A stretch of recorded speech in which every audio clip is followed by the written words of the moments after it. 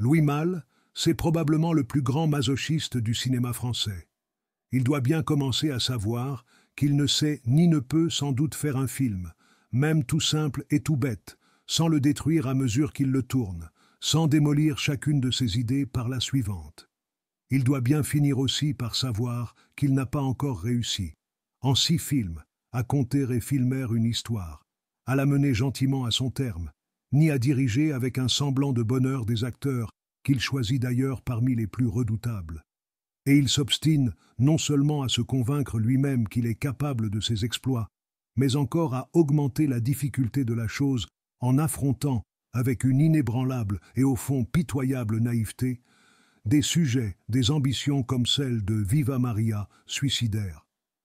Outre ce masochisme assez tenace pour qu'on le signale, Louis Malle n'est pas plus cinéaste au niveau immédiat du plan qu'à celui global de la conception du film. Une fois de plus, Viva Maria dénonce à la fois la vanité des fausses, bonnes idées de Malle et l'impuissance où il est de faire un gros plan, un plan américain ou un plan général qui ne soit pas ridicule, outrancier ou vide. C'est bien triste.